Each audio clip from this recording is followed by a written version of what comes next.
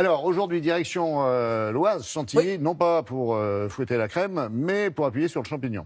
Exactement, puisque là, en fait, mal. on parle souvent du champignon de Paris, qui est arrivé sous Louis XIV. C'est la saison, Peut-être un hein. jour, on en parlera, par exemple. plaisir. Voilà. Et alors, ce qui est intéressant, c'est qu'on parle souvent du champignon de Paris, qui est plus vraiment de Paris, puisque depuis qu'on s'est mis à creuser le métro, on lui a fait quitter les catacombes, où D'accord. on le Ouais, faisait on pousser. cultivait à Et puis, petit l'origine. à petit, en Île-de-France, il y a encore quelques carrières anciennes. C'est des anciennes carrières qu'on a De transformées. gypse, celle Voilà, qui servait pour construire Paris, Bah, justement. là. exactement, et ce gruyère, Ouais. on en a permet de garder une température constante. C'est intéressant pour développer justement le champignon. Et justement, on allait dans l'Oise, du côté du domaine de Chantilly. Oh, c'est royal.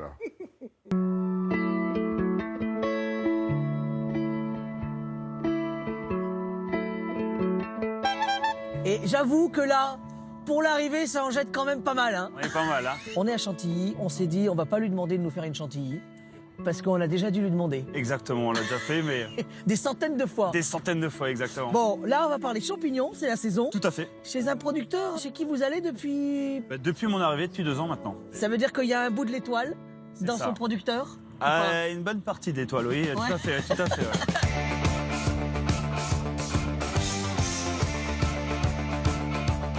Et alors, pour trouver le champignon, direction la champignonnière, à 20 mètres sous le sol.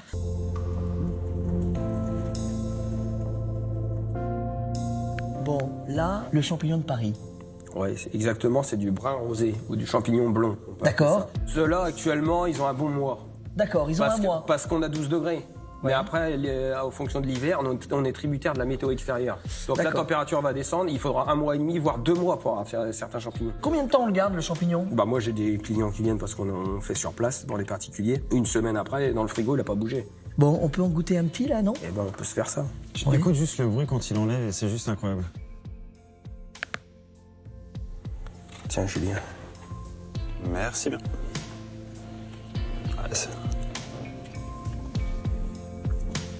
Voilà, Oui, c'est croquant. hallucinant, le parfum. le croquant. meilleur c'est en salade. Là on apprécie bien la saveur.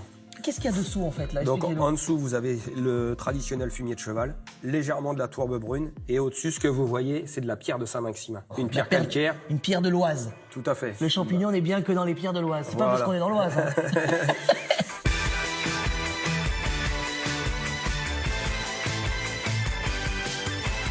Je crois que là, on ne peut pas faire mieux. On est bien. C'est non beau, hein? Ah bah, Ouais. Bon, le restaurant, il est juste au-dessus, c'est ça? c'est hein ça, juste au-dessus.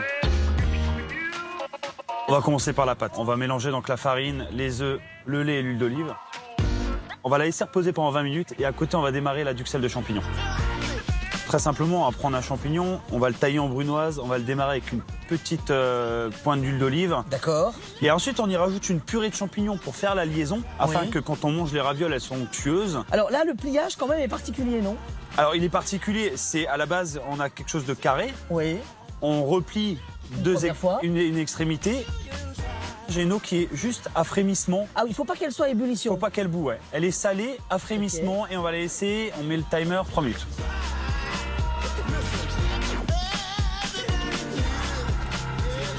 Ah ouais.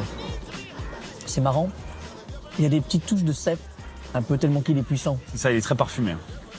Un champignon de Paris qu'on a réveillé. Moi, je dis, ça c'est beau.